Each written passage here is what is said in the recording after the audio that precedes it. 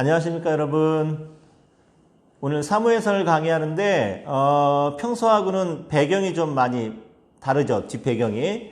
원래는 항상 그 본당에서 제가 이제 영상을 촬영을 했는데 오늘 제가 무릎이 너무 아파갖고 일어나서 뭐 1시간 넘게 2시간 가까이 강의하는 게 좀 힘이 들어서 좀 편안하게 의자에 앉아서 강의를 하려고 합니다. 이해해 주시고요. 오늘은 특별히 뭐 칠판에 쓰면서 이렇게 강의할 내용이 없기 때문에 나눠드린 이 강의안을 차근차근 읽어가면서 그리고 이제 설명을 좀 하려고 그래요.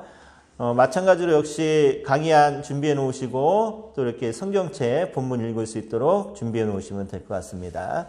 자, 바로 강의 시작을 할게요.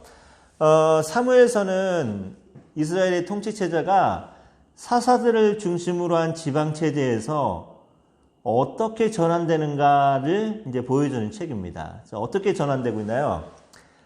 지파 중심 체제였죠. 지파 중심 체제에서 왕을 중심으로 하는 중앙 정치 체제로 전환되는 과도기를 그리고 있습니다. 왜 과도기라고 표현했을까요? 강력한 중앙 집권 정치는 누구 때 비로소 이게 성립이 됩니까? 다윗이 강력한 중앙 집권을 이루고 사울 시대 때는 그 중앙 집권 체제로 넘어가는 과도기에 있는 시대였다라고 볼 수 있습니다. 성경을 보면 일단 사울에게는 왕궁도 없죠. 전쟁을 하고 난 다음에 사울은 이제 집으로 돌아가는 모습을 볼 때 왕으로서 비록 이제 왕으로 세움받긴 했지만 왕이 가져야 될 기본적인 뭐 왕궁이라든가 강력한 중앙 집권 체제를 이룰 수 있는 뭐 수도라든가 이런 것들이 좀 부족했던 시대였습니다. 또 사무엘서는 이스라엘의 마지막 사사이자 선지자 사무엘의 이야기로 시작해서 누구의 이야기로 끝나고 있나요? 우리가 너무 잘 알고 있는 다윗의 이야기로 끝나고 있는데 다윗의 왕권이 그 기초를 굳건하게 다지는 내용을 다루고 있습니다. 자, 그렇다면 사무엘서는 또 괄호넣기 한번 해볼게요. 사무엘서는 또한 이스라엘의 왕정이 설립된 과정과 그 왕정이 갖는 신학적 중요성을 언급하며 이스라엘이 어떻게 사사시대를 종결하고 왕정시대를 맞이했는지 특히 이 과도기에 하나님이 그들의 역사에 어떻게 간섭하셨는가를 이제 묘사를 하고 있습니다. 이스라엘의 왕정이 설립되는 과정은 어땠었나요? 백성들이 왕을 요구하게 되죠. 그리고 또 왕정이 갖는 지금 백성들이 요구한 이 왕정이 갖는 신학적인 의미는 뭔가요? 하나님을 거역하는 행위였죠. 그 왕을 달라고 했던 이유가 뭡니까? 우리가 이방 나라들처럼 되어서 전쟁을 하기에 좀 용이한 그런 나라가 되기를 원했습니다. 그러니까 이방 나라처럼 하나님이 다스리는 그런 나라가 아니라 인간의 왕이 다스리면서 세상의 다른 나라들처럼 그러한 가치관과 그러한 삶을 살고 싶다라는 것이 이스라엘 백성들이 왕을 요구했던 이유입니다. 자, 근데 여기서 한 가지 생각해 볼 문제는 이스라엘에 여태까지 왕이 없었나요? 사사기 제일 마지막 절에는 뭐 그때 이스라엘 왕이 없으므로 사람들이 각기 자기의 소견에 옳은 대로 행하였더라라는 말이 있는데 정말 왕이 없었나요? 그렇지 않죠. 하나님이 분명히 왕으로서 이스라엘 백성들을 다스리고 있었는데 이스라엘 백성들은 더 이상 하나님의 통치를 원하지 않는다라고 하면서 왕을 요구하는 이 사건이 하나님의 통치를 거역하는 굉장히 신학적으로 엄청난 죄를 짓는 하나님을 거역하는 그러한 사건이라고 볼 수 있습니다. 또 하나님께서 왕을 요구하는 이스라엘 백성들 이 왕정 체제에 어떻게 하나님께서 이 역사를 간섭하고 또 관여하고 계시나요? 사무엘이라고 하는 사람을 통해서 이스라엘의 왕을 세우면서 사울과 다윗이라고 하는 왕을 세워가면서 하나님께서 이스라엘 백성들의 그 삶에 계속해서 간섭하시고 참여하고 계십니다. 자, 그렇다면은 그 다음에 사무엘서 첫 부분에 기록된 실로의 제사장들, 홈리와 비나스 얘기하는 거죠. 엘리의 아들들이었던 실로의 제사장들에 대한 이야기가 말하는 것은 무엇인가요? 자, 사무엘서 첫 부분에 홈리와 비느하스라고 하는 엘리의 두 아들들, 제사장들이죠. 이 사람들도 이들에 대한 이야기로, 이제 이들에 대한 죄로 이제 시작하는 그 이유가 무엇이냐는 거예요. 그 의미가 무엇이냐는 거죠. 정치인들뿐만이 아니라 심지어는 이스라엘 백성들을 신앙적으로 바르게 이끌어야 될 종교적인 지도자들까지도 그 죄의 심각성이 굉장히 심각했다라는 것을 보여주고 있습니다. 자, 관련 구절을 한번 볼까요? 사무엘상 2장 12절을 한번 다 같이 읽어볼게요. 엘리의 아들들은 행실이 나빠 여호와를 알지 못하더라. 자, 엘리의 아들들이 행실이 나빠. 행실이 나쁘다라는 말의 의미가 굉장히 불량한 사람들이었다라는 얘기입니다. 자, 그렇다면은 엘리의 아들들이 정말 하나님을 알지 못하는 그런 사람들이었을까요? 한번 생각을 해볼게요. 엘리가 제사장이었으니까 엘리의 아들들도 당연히 제사장이었고 레위 지파의 사람들이었습니다. 그러니까 가문 대대로 제사장, 그 대제사장의 그 중한 역할을 감당하는 그런 집안이었다라는 거예요. 요즘으로 치면은 어떻게 설명하면 될까요? 그 몇 대째 목회자의 가정에서 계속해서 이제 목사가 나오는 그런 가정이라고 할 수 있겠죠.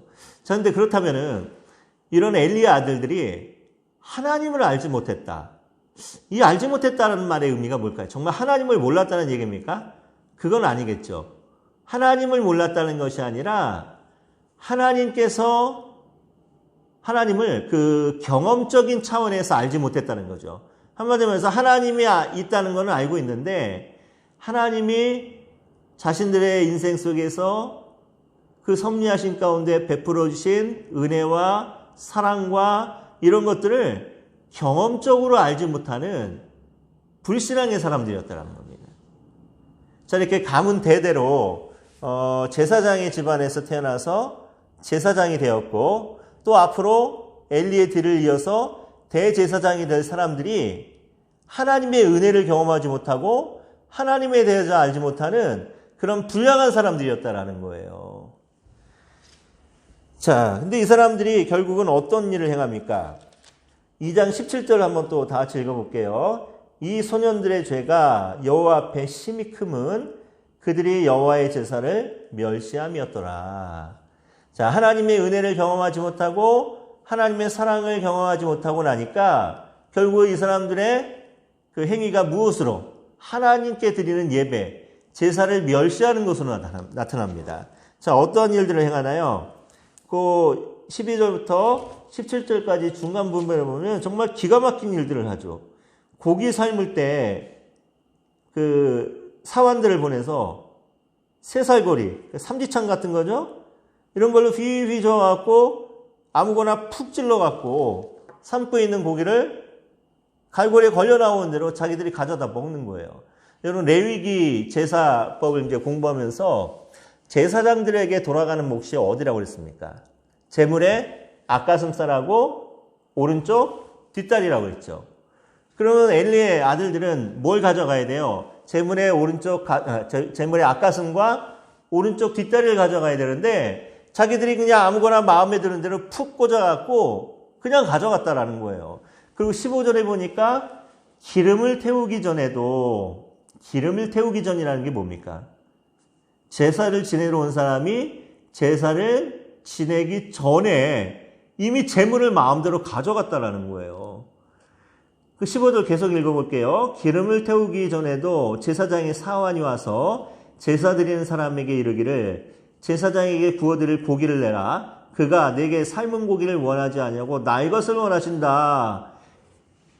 제사를 드리기 전에 이미 자기들이 원하는 부위를 마음대로 가져가겠다라는 거죠. 그러니까 16절에 보니까 제사를 드리러 온 사람이 뭐라고 얘기합니까? 그 사람이 이르기를 반드시 먼저 기름을 태운 후에 네 마음에 원하는 대로 가지고 가라. 그가 말하기를 아니라 지금 내게 내라. 그렇지 않으면 내가 억지로 빼앗으랴. 제사 지내는 사람이 제발 제사를 먼저 드리고 그 다음에 너희들이 원하는 대로 내가 다 줄 테니까 먼저 제사를 드리게 해달라고 간절하게 사정사정을 하는데도 지금 뭐라고 합니까? 웃기지 마. 제사 지내기 전에 먼저 내놔 라고 하면서 강제로 뺏어갔다라는 거예요. 그리고 또 심지어는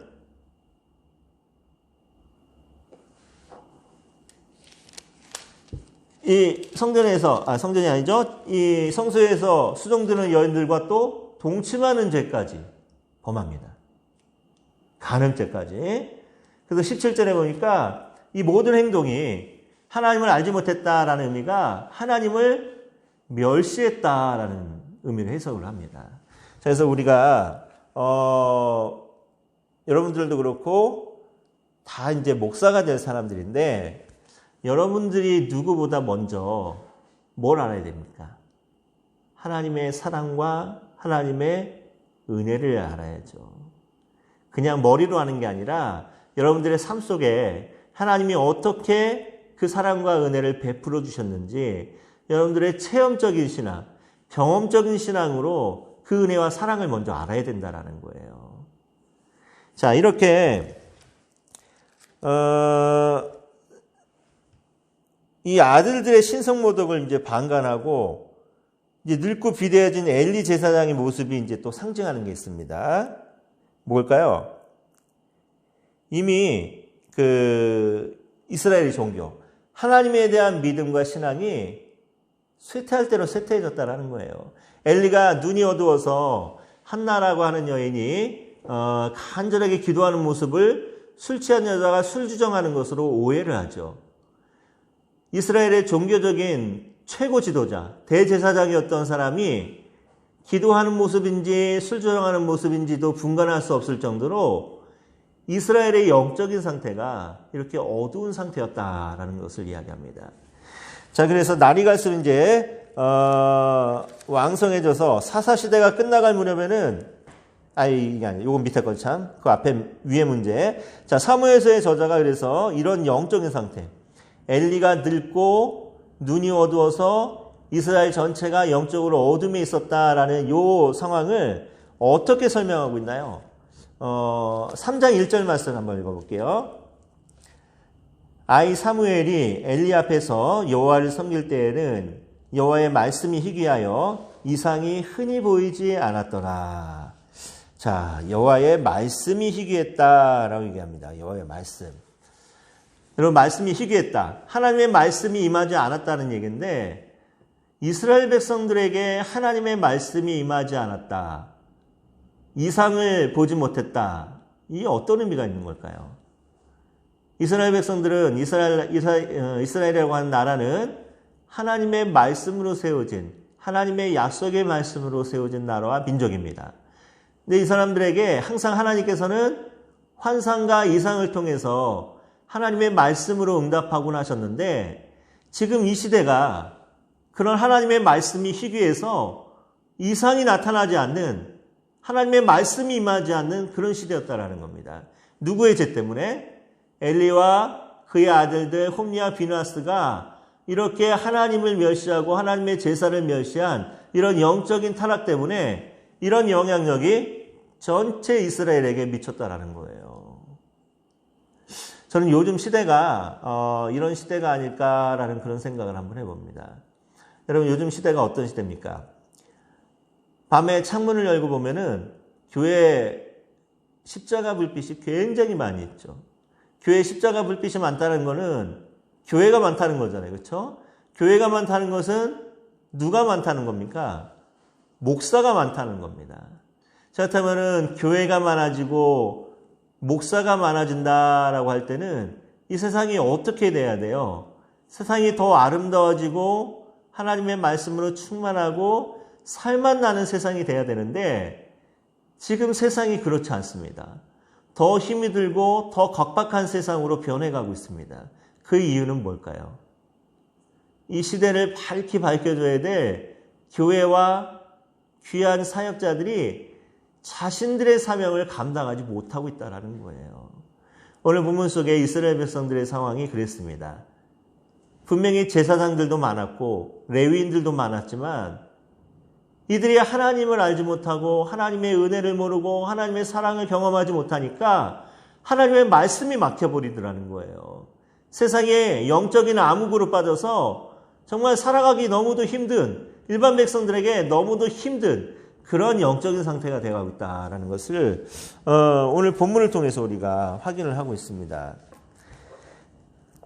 자, 이렇게 사무엘 시대 때 계속해서 왕성해지면서 사사시대가 끝나갈 무렵에는 이스라엘 영토의 상당 부분을 빼앗았던 민족이 한 명 있었습니다.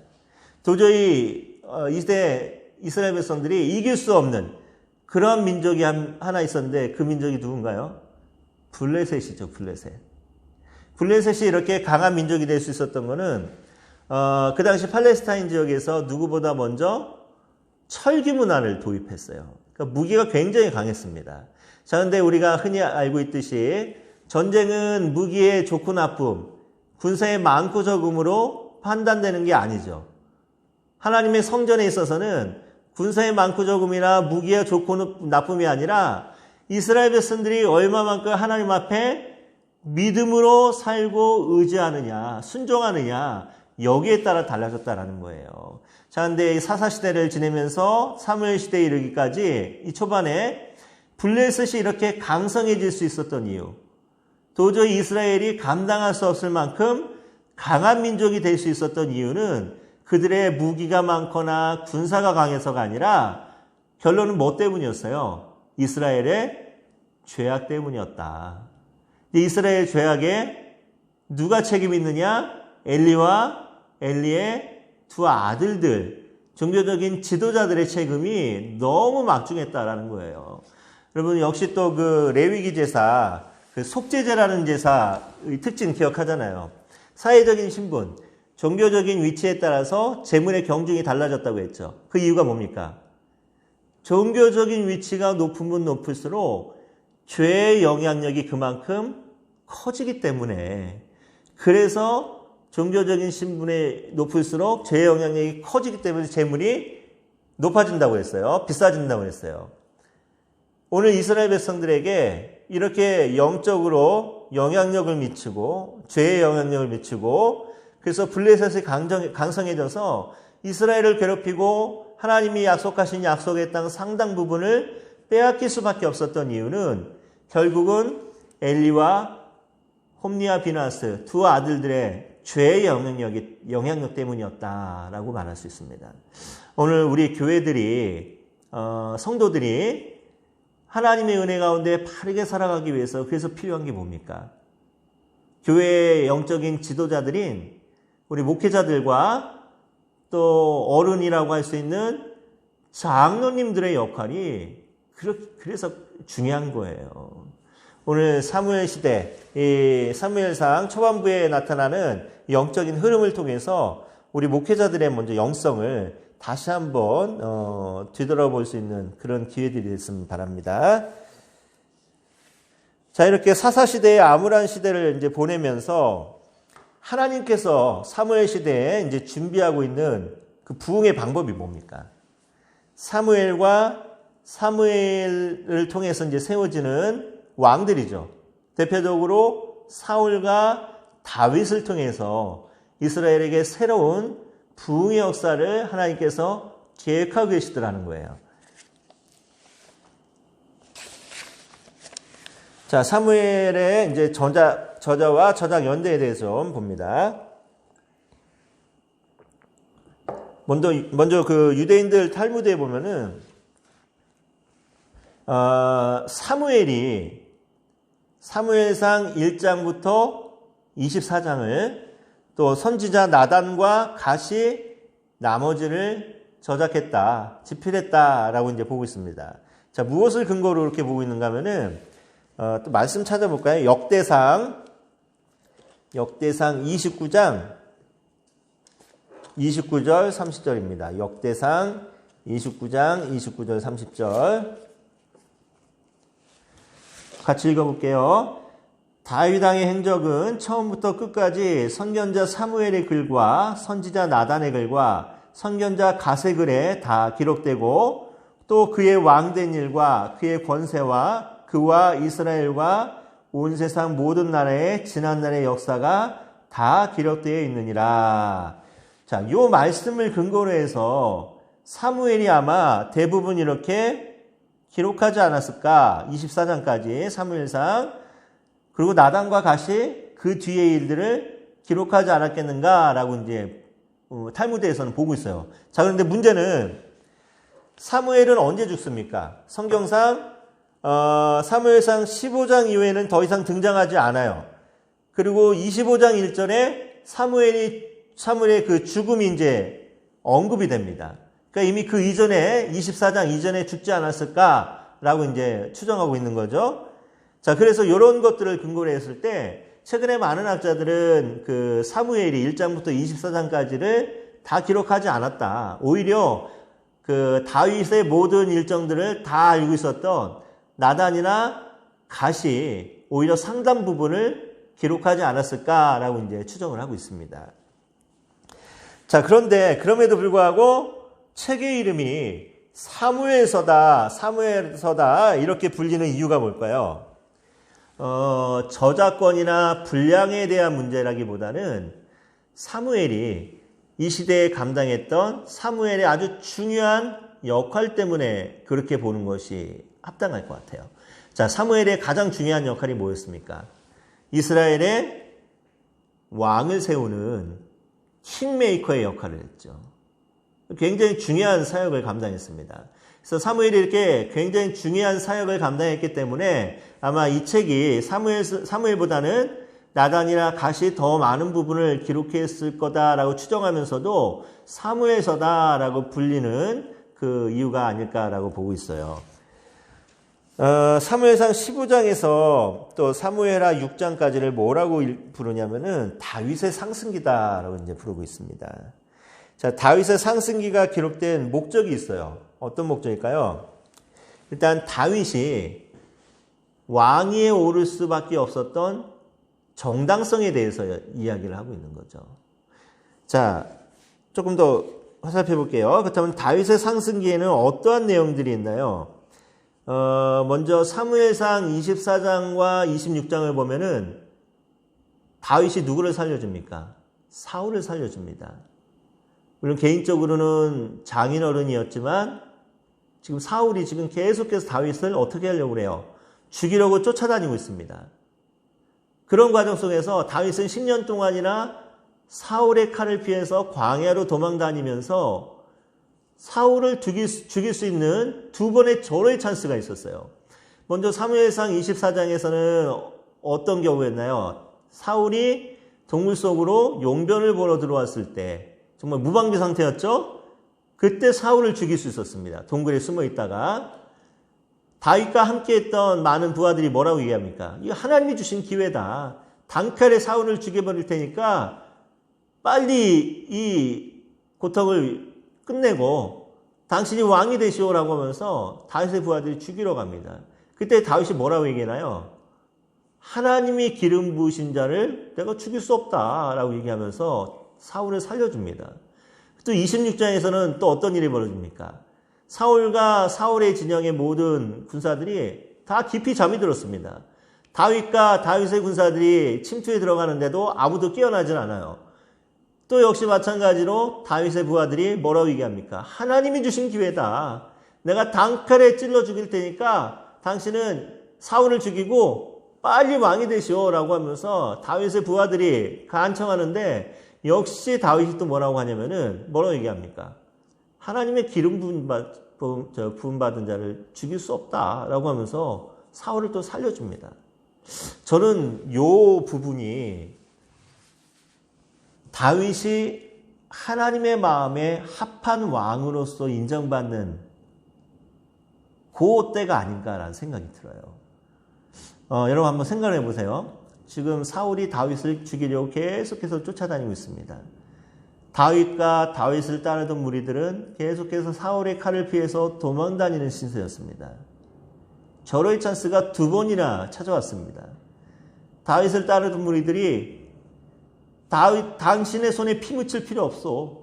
우리가 죽이겠습니다 라고 하면서 자기들이 사울을 죽일 테니까 당신은 그냥 피 묻히지 말고 왕이 되시오라고 하는데도 다윗은 거절합니다. 하나님의 기름 부은 왕을 내가 죽일 수 없다라고 하면서 거절하고 사울을 살려줍니다. 자, 이럴 때 다윗을 따르던 무리들은 어떻게 생각했을까요?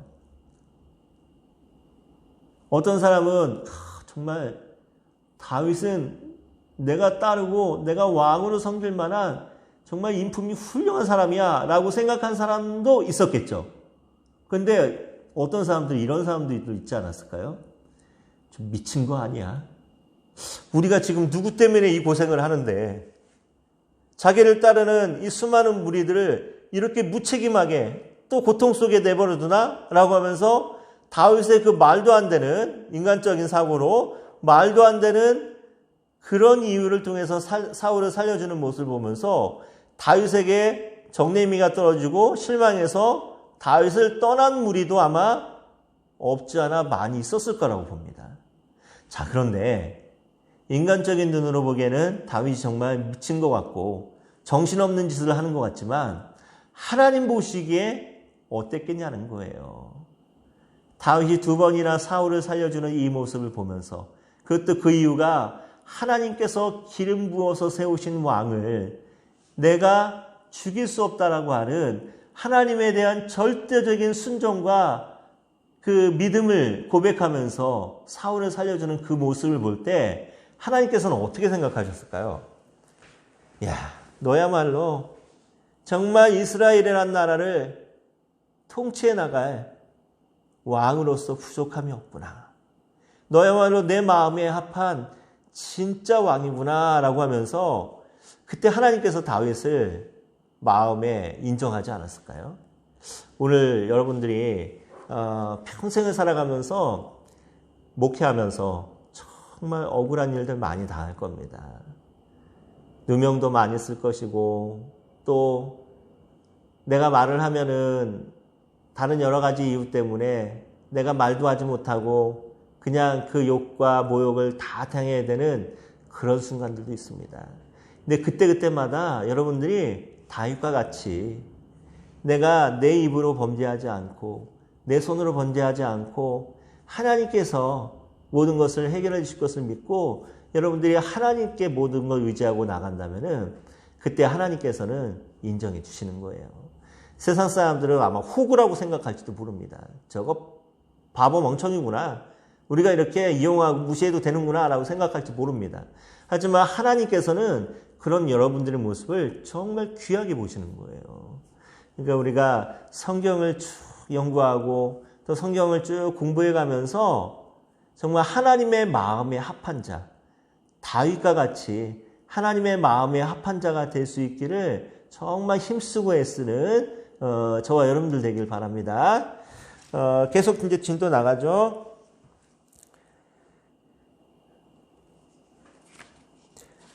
또 어떤 내용들이 있나요? 다윗의 상승기에 사무엘하 1장을 보면은 사울의 죽음에 대한 다윗의 반응이 나오죠. 사울이 전쟁에서 이제 죽어가고 있을 때 어떤 소년들이 사울이 죽은 것을 보고 사울을 자기들이 죽였다고 하고 어떻게 합니까? 다윗에게 가서 그 사실을 알립니다. 그때 다윗과 함께 했던 많은 다윗의 이제 무리들은 지금 다윗의 반응을 지켜보고 있는 거예요. 왜 지켜보고 있냐면은 다윗이 만약에 사울의 죽음을 듣고 결국은 자기 정적이잖아요. 자기 정적의 죽음 소식을 듣고 기뻐하고 즐거워하면은 다윗을 따르는 무리들도 어떻게 해야 돼요? 같이 기뻐하고 즐거워하는 거고, 만약에 다윗이 사울의 죽음의 소식을 듣고도 슬퍼하거나 애통해한다면은 다윗을 따르는 무리도 똑같이 그렇게 해야 됩니다. 자, 근데 지금 이 상황, 그렇게 자기를 죽이려고 했던 사울이 블레셋과의 전쟁에서 죽습니다. 이 죽음의 소식을 두 소년 병사가 다윗에게 알려주는 거예요. 다윗의 반응이 어떻게 나와야 될까요? 보통 사람 같았으면은 기뻐하면서 즐거워하면서 이 소식을 알려준 이 두 소년에게 큰 상을 내려야 되겠죠. 근데 다윗은 그렇게 단순한 사람이 아니었다라는 거예요. 다윗의 반응은 어땠습니까? 두 소년 병사를 니들이 감히 하나님이 세우신 왕을 죽여 하면서 이 두 소년을 그 자리에서 처형하고 다윗이 굉장히 애통해합니다. 어떤 학자들은 다윗의 이런 모습을 보면서 이거 정치적이다. 정치적인 쇼다.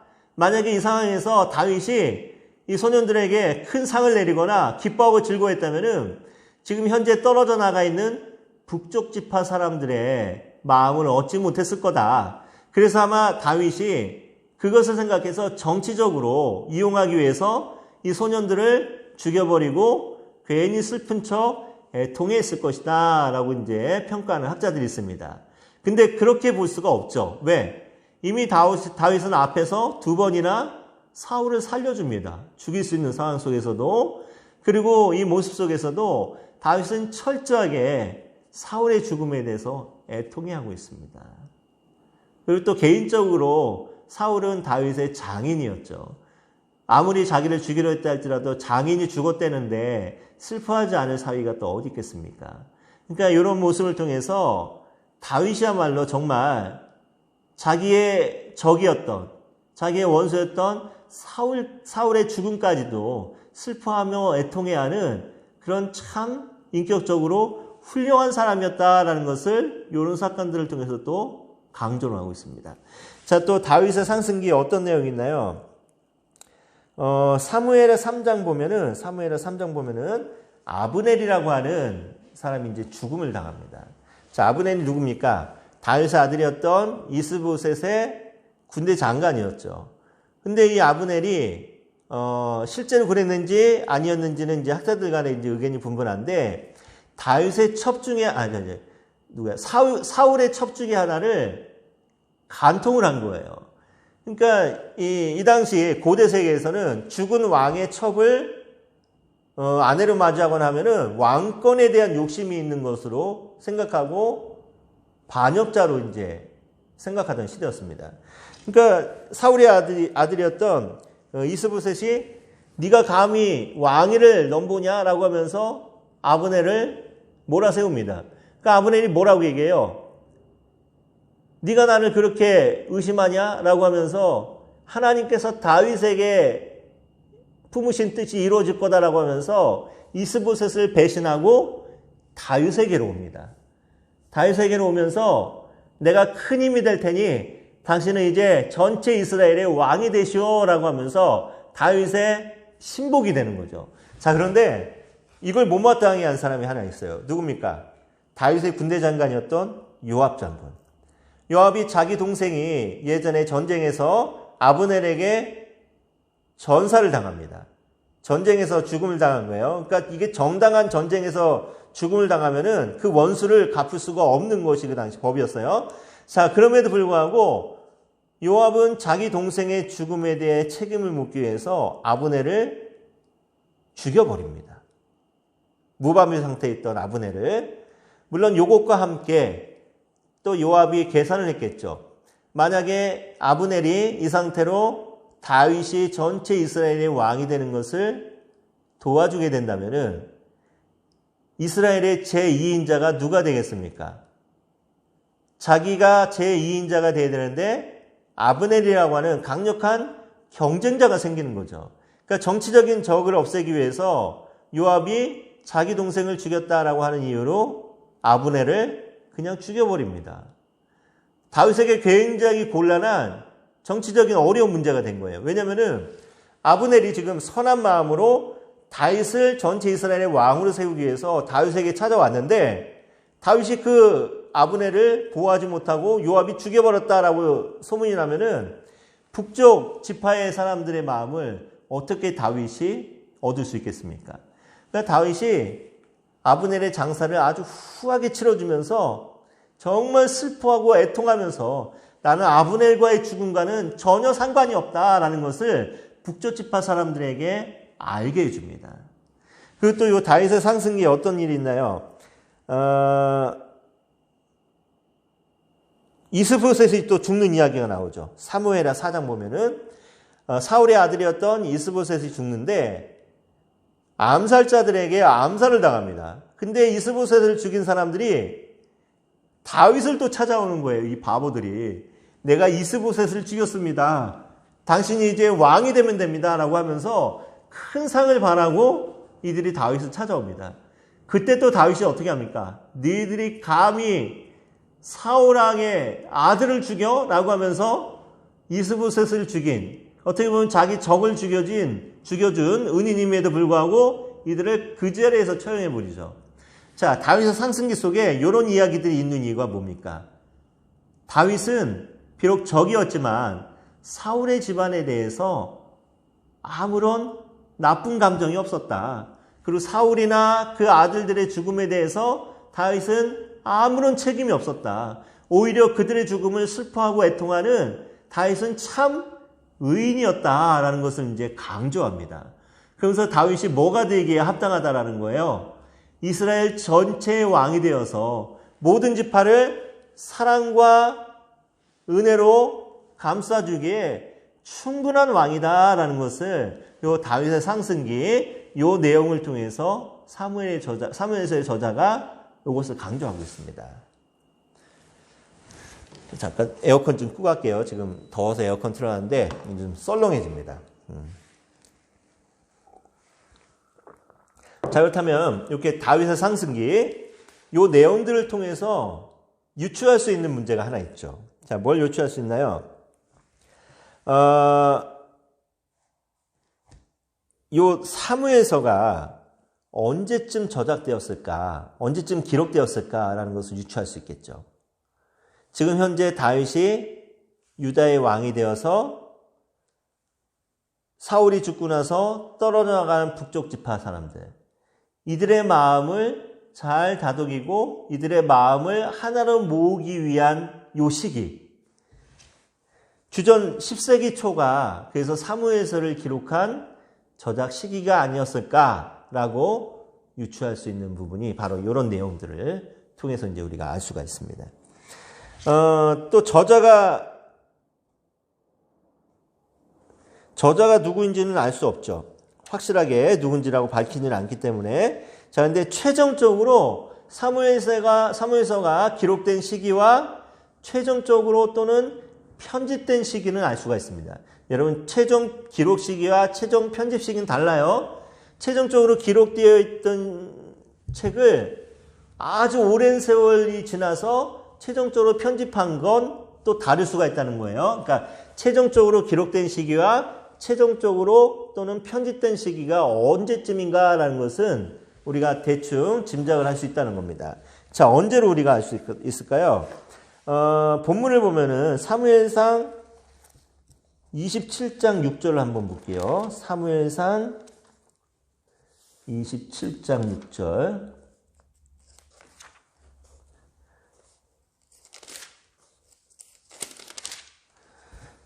같이 읽어봅니다. 아기스가 그날에 시글락을 그에게 주었으므로 시글락이 오늘까지 유다 왕에게 속하니라.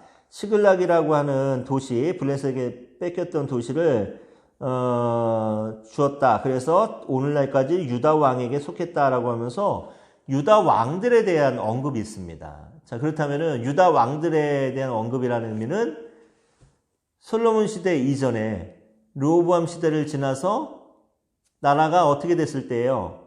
남과 북으로 갈라지고 난 이후다라는 것을 추측할 수 있겠죠. 자, 그리고 여기서 이날이라는 말의 의미가 굉장히 오랜 세월이 지난 것으로 이제 추측이 됩니다. 자, 그래서 이제 최종적으로 기록이나 편집된 시기가 아마 나라가 분열되고 난 다음이 아니었을까라고 이제 추측을 하는 거예요. 근데 또 사무엘서를 보면은 이 내용 속에서 사마리아가 멸망하는 이야기에 대해서 나오지 않습니다. 북이스라엘이 언제 멸망하나요? 722년에 멸망하죠. 거기에 대한 언급이 없는 걸 봤을 때는 아마 722년 이전, 그러니까 나라가 분열되고 나서 북이스라엘이 멸망되기 이전 722년 이전 요 사이에 아마 기록되거나 편집되지 않았을까라고 이제 추측을 하는 거예요. 그리고 또 어떠한 가능성을 또 보고 있냐면은 신명기사가에 대해서 주장하는 사람들은 신명기사가가 주정 5, 6세기경에 아마 사무엘서를 바벨론에서 포로 생활 중에서 기록하지 않았을까라고 또 추측을 합니다. 이렇게 추측을 하냐면은 그 72역을 보면은 사무엘서와 열왕기서를 어떻게 제목을 짓고 있냐면은 사무엘서를 열왕기 1, 2서, 열왕기서를 열왕기 3, 4서 이렇게 구분을 하고 있습니다. 자, 요걸 봤을 때 만약에 72역을 이제 편집하고 기록한 분류한 사람들이 사무엘서와 열왕기서가 하나의 책으로 되어서 포로 후반기 바벨론 포로 시대 때 신명기 사가에 의해서 기록되지 않았겠는가라고 추측을 하고 있다는 거예요. 유추해 볼 수 있다는 겁니다. 그래서 최종 편집 시기, 이 저작 시기를 어느 때로 보고 있냐면은 열왕기서 제일 마지막 부분에 어떤 내용이 나오나요? 유다의 마지막 왕이었던 여호야긴이 37년간의 그 감옥 생활에서 다시 풀려나서 자유의 몸이 되는 내용으로 열왕기서가 끝이 납니다. 이때가 이제 주전 50년 정도 요 시대였는데 아마 요 시기에 열왕기서와 사무엘서를 함께 기록한 신명기사가가 550년대에 기록하거나 편집하지 않았겠는가라고 이제 추측을 하고 있다라는 거예요. 그래서 어떤 것이 정확한지는 우리가 알 수는 없습니다. 이런 부분에 있어서는 여러분들이 더 궁금하면은 개인적으로 좀 연구를 해보시는 것도 좋을 것 같아요. 역사적인 정황을 좀 보죠. 사무엘서는 주전 12세기 말부터 약 몇 년 동안 150년 동안의 역사를 정리하고 있습니다. 사무엘은 아마 적어도 20년 동안은 이스라엘 사사로 이제 활동했던 걸로 알고 있는데 실제 기간은 이거보다 훨씬 긴 아마 50여 년의 세월을 아마 사사로 활동하지 않았을까라고 이제 추정하고 있습니다. 자, 블레셋이 주전 1104년경에 이제 아벡에서 법궤를 이제 빼앗기도 하죠. 또 사울의 생명을 앗아가기도 하고 블레셋은 누구 시대에 퇴치가 되나요? 다윗 시대에 이제 퇴치가 되어서 이제 이스라엘을 더 이상 괴롭히지 못하게 됩니다. 또 다윗이 싸운 이제 군사적 명성의 대부분은 누구의? 블레셋과의 전쟁에 의해서 이제 쌓아지는 거죠. 처음에 백성들의 환호를 받게 된 골리앗과의 싸움도 역시 블레셋의 장군이었던 골리앗과의 싸움. 그리고 다윗이 자신의 그 명성을 높이는 데 있어서도 블레셋과의 전쟁에서 크게 이제 승리하면서 다윗이 이제 왕으로서 이제 위치를 다정합니다. 자, 근데 요 모습을 보면은 같은 블레셋인데 사울은 블레셋 때문에 하나님께 버림을 받았고 블레셋 때문에 죽음을 당하고 망합니다. 그렇죠? 사무엘상 13장을 보면은 사울이 블레셋과의 전쟁 속에서 사무엘을 기다리지 못하고 자기 마음대로 제사를 드렸다가 하나님께 버림받는 장면이 나오죠. 그리고 마지막에 블레셋과의 전쟁에서 결국 사울은 죽음을 맞이합니다. 전사를 합니다. 그러니까 사울은 블레셋 때문에 한마디로 망해버린 사람이에요. 근데 참 신기하게도 공교롭게도 다윗은 블레셋 때문에 흥한 사람이 됩니다. 똑같은 블레셋 민족이었는데 사울은 블레셋 때문에 망하게 되고 다윗은 블레셋 때문에 흥하게 되었다라는 거예요. 자, 이걸 통해서 말하고 싶은 사무엘서의 주제가 뭘까요? 모든 것이 하나님의 주권에 있다. 그래서 사무엘서 곳곳에 나타나는 사무엘서의 신학적 주제가 뭡니까? 하나님은 높이시기도 하고 낮추시기도 하고. 그렇죠? 똑같은 블레셋인데 사울은 낮춰버리고 블레셋을 통해서 똑같은 블레셋인데 다윗은 블레셋을 통해서 높여주시는 하나님. 철저하게 하나님의 주권에 중점을 두고 사무엘서를 읽어나가고 또 공부하면은 더 좋은 효과가 있지 않을까라는 생각이 들어요. 자, 다윗이 통치하던 시대의 이제 국제적 정세는 어땠을까요? 주변 국가의 상황이 어땠냐는 거죠. 일단 굉장히 평온한 상태였습니다. 먼저 고대 근동에서 굉장히 큰 역할을 차지했던 강대국이었던 나라 몇 나라가 있죠. 아시리아. 아시리아 같은 경우는 이 시대에 이제 막 태동하던 시기였기 때문에 지금 자기들의 입지를 굳히고 자기들의 세력을 굳건히하기도 바쁜 상황이었습니다. 그러니까 주변 나라들에게 관심을 가질 겨를이 없었어요. 전통적인 강대국 이집트는 어땠나요? 20대 왕조가 쇠퇴해져 가는 시대였습니다. 정치적으로 굉장히 혼란했던 시대였죠. 역시 이집트 역시도 다른 팔레스타인 국가에 관심을 가질 만한 여력이 되지 않았습니다. 이 팔레스타인 지역에 굉장히 강한 민족이 또 한 민족이 있었습니다. 해족속. 해족속도 계속해서 쇠퇴에 들어가던 시대였습니다. 그러니까 한마디로 해서 다윗이 나라를 세우고 중앙집권 국가를 강력하게 세워나가는 이 시대에는 어느 국가도 주변의 어떤 강대국도 이스라엘이나 팔레스타인 지역에 정치적인 영향력을 행사할 만한 나라가 아무도 없었다라는 거예요. 오히려 다윗이 세운 다윗이 왕이 되었을 때 이스라엘의 상황이 오히려 다른 나라들보다 우위에 있었던 그런 시대적인 상황이었습니다. 근데 만약에 다윗이 100년 뒤에 왕이 되었다라고 한다면은 굉장히 정치적으로 복잡해집니다. 왜냐면은 이미 100년 뒤에는 아시리아가 고대 근동에 굉장히 강력한 강대국으로 자리 잡았던 그런 시대였기 때문에 아마 다윗이 100년 뒤에 왕이 되었었다면은 강력한 중앙집권 체제를 구축하기가 참 힘들지 않았겠나라고 이제 역사가들이 보고 있습니다. 자, 그런데 이건 역사의 문제가 아니라 하나님의 섭리하심으로 우리는 바라봐야 되죠. 다윗과 이제 이스라엘을 강력한 나라로 세워가기 위한 역사를 주관하시는 하나님의 섭리 가운데 다윗이 이미 100년이라는 세월을 앞서서 나라를 세우고 나라의 기틀을 다지는 그런 시대적인 상황이 이제 처하게 됩니다.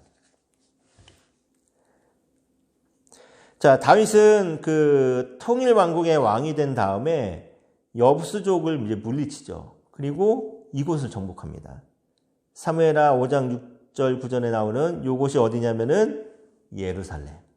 자, 예루살렘인데 다윗이 예루살렘을 정복한 것의 이 의미가 뭘까요? 이 가지는 의미. 먼저 신학적인 의미가 있고 정치적인 의미가 있습니다. 신학적인 의미는 어떤 의미가 있는가 하면은 예루살렘 성은 이미 하나님께서 가나안 땅을 정복하기 전에 지파마다 이렇게 쭉 땅을 분배할 때 유다 지파에게 허락해 주신 땅입니다. 자, 그런데 지난 한 400여 년의 세월이 흐르는 동안 예루살렘 땅을 정복하지 못했어요. 그 이유가 뭐냐면은 이스라엘의 죄 때문에 사사시대를 지내면서 계속되는 죄와 반역 때문에 하나님께서 이 땅을 온전하게 이스라엘에게 이스라엘 땅으로 주지 않으신 거죠.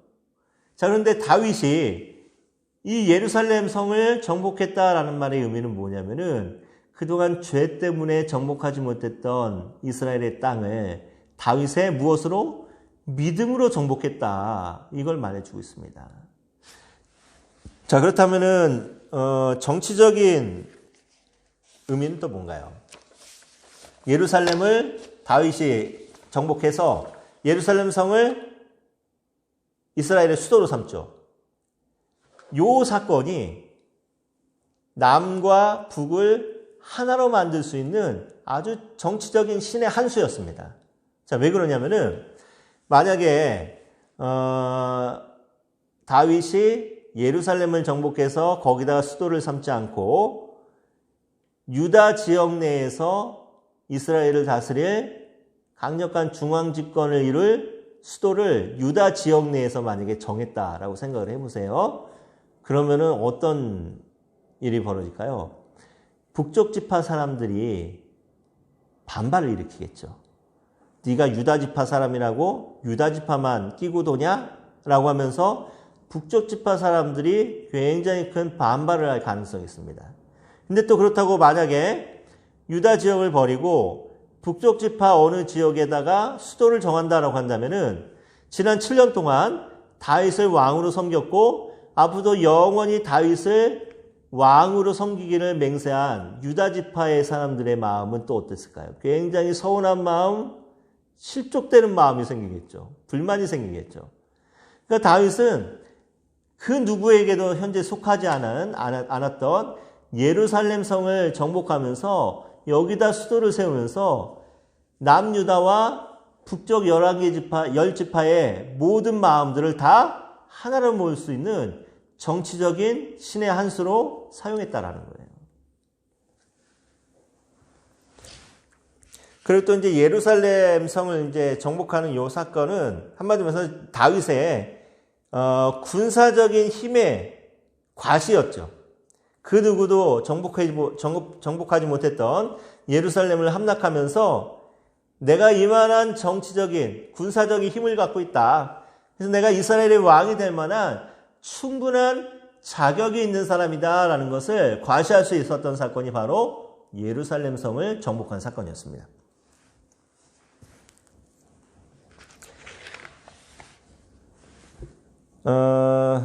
자, 그렇다면은 다윗은 또 정부 관료들을 등용할 때도 굉장히 폭넓은 등용을 했어요.